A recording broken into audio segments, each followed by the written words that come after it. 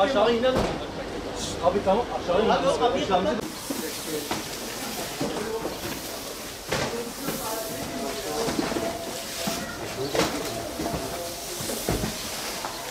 Gel gel.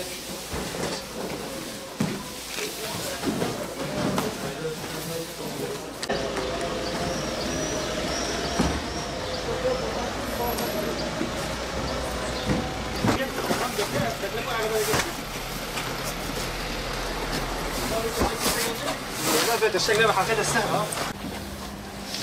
Ömer abi tamamdır. 3 tane kaldı.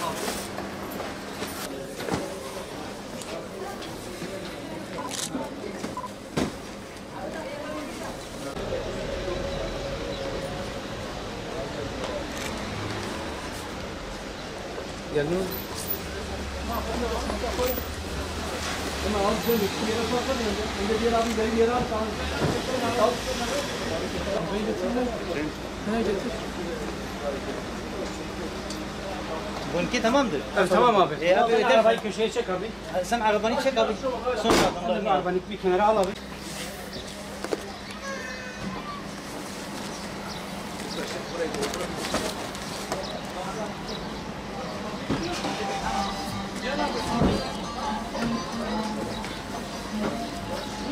Bismillahirrahmanirrahim.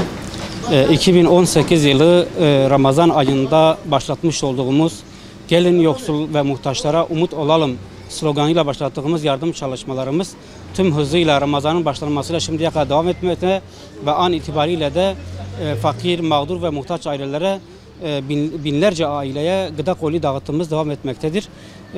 İnşallah bu yardımlarımız Ramazan sonuna kadar da devam edecektir.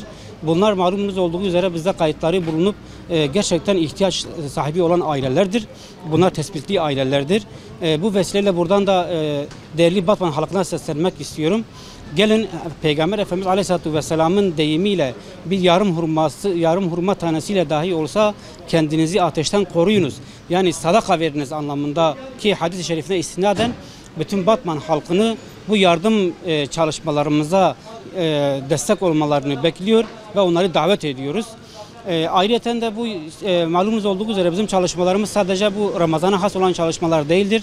İnşallah bu tür yardım çalışmalarımız gerek giyim olsun, gıda olsun bayram öncesi ve bayram sonrasında da yıl boyunca inşallah devam edecektir.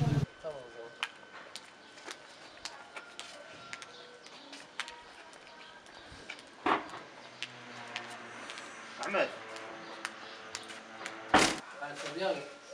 رتب محل ابوابي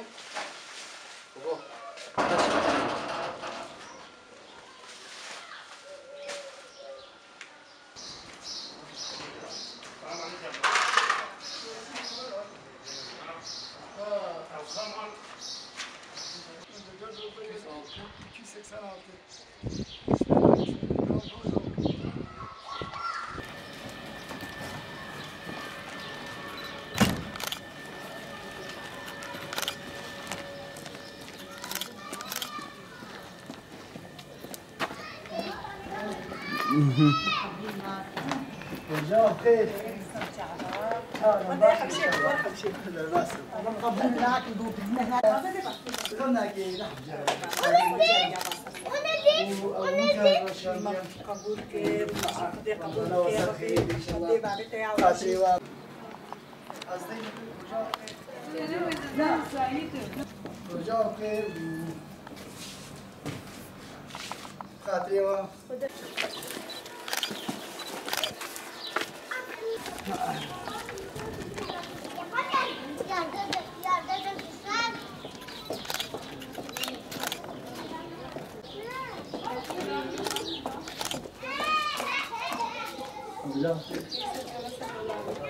Nusaybin Umut Kervanı olarak Ramazan öncesinde fakir ve muhtaç aile tespit çalışmalarımızı tamamladık.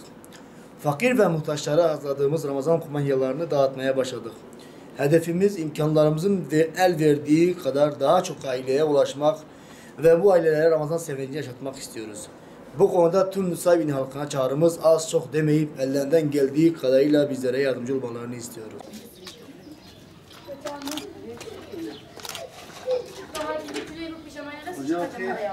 هذه فهذا بعض